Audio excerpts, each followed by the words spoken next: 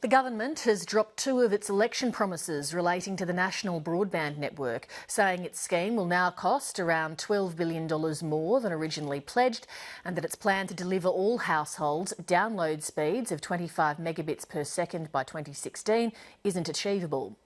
The shift comes after the Communications Minister, Malcolm Turnbull, ordered a strategic review into the NBN, and he blames Labor's mismanagement of the previous process for his inability to deliver what was promised before the election. Malcolm Turnbull joined me in the Sydney studio a short time ago. Mr Turnbull, thanks for coming in. Great to be here, Lee. Before the election, Tony Abbott said that you'd be a no surprises, no excuses government, yet we've had surprises on education funding, childcare wages, hold and debt, and now today the NBN. What's going on? Well, I don't think there are any surprises on the NBN.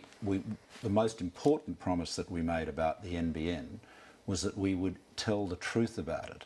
The NBN Co had been producing increasingly unbelievable forecasts, which miraculously seem to always coincide with the government's political agenda, and we said we would do a rigorous and objective strategic review of the project to assess how much it would cost and how long it would take to continue with Labor's policy and what the alternatives were. And that's the document that's been produced today. So, but even in that context, in the lead up to the election, you did promise that you'd spend less than $30 billion and that Australians would have download speeds of 25 megabits per second by 2016.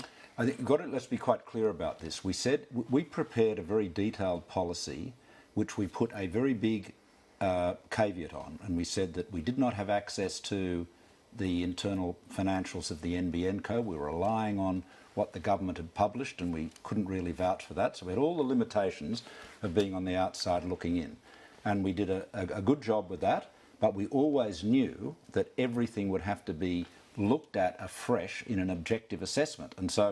And as you can see, some parts of that strategic review are at odds with our policies. But nonetheless, you did know, as you say, and you made, I've got a swathe of quotes here where you've said that Labor's projections couldn't be trusted, that you didn't believe the numbers at the time, you didn't believe the targets. Even within that context, you did set your policy thinking, well, we think that this would be achievable. Yeah, well, we certainly didn't trust their numbers, but we didn't have any other numbers to rely on. That's why if you look at our policy, you'll see that we actually have a very clear caveat there. You could say it's almost like a health warning. I mean, we had nothing else to work on other than what Labor had put into the public domain. And the fact is that the NBN Co is a much bigger mess than even we had thought it is. And we have got to stop the spin. We've got to start telling the truth and have some numbers and forecasts so we can meet. I mean, Labor, under Labor, Lee, they had a corporate plan in 2010, missed all those forecasts. Set a new one in 2012, missed all those forecasts. But they're gone now.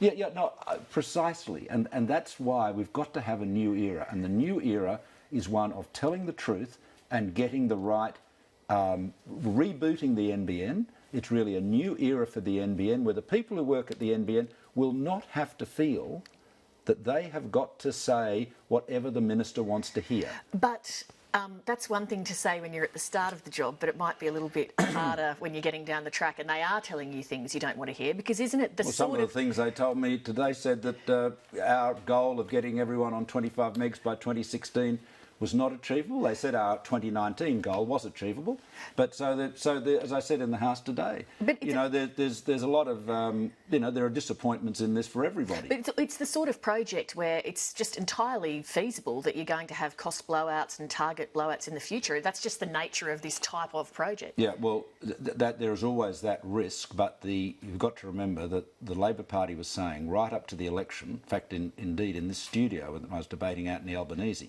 he was saying it was on time and on budget, and he knew it was not. As somebody highly experienced in business, let me ask you a question that relates to Holden.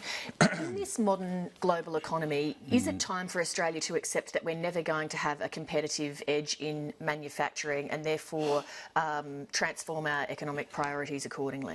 Well, it depends what sort of manufacturing you mean. I think it is, given the scale of our economy, and the scale of our neighbours, we're always going to struggle, as indeed Holden said yesterday, to compete in car making. That is always going to be very, very difficult, and I think everyone's known that for a long time.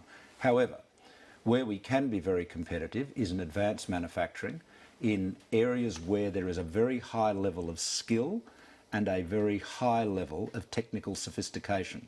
And that is what we've got to focus on, because in this converging world, the only way we can remain competitive, if we want to remain a high-wage economy with a generous social welfare system and so forth, is to be smarter and smarter and smarter and more innovative. So competing in old style, and not just in cars or old style, but traditional big scale manufacturing is always going to be very hard for a country like ours. In terms of being competitive, are wages too high? Because that's something that business leaders have raised, such as Gina Rinehart and Maurice Newman.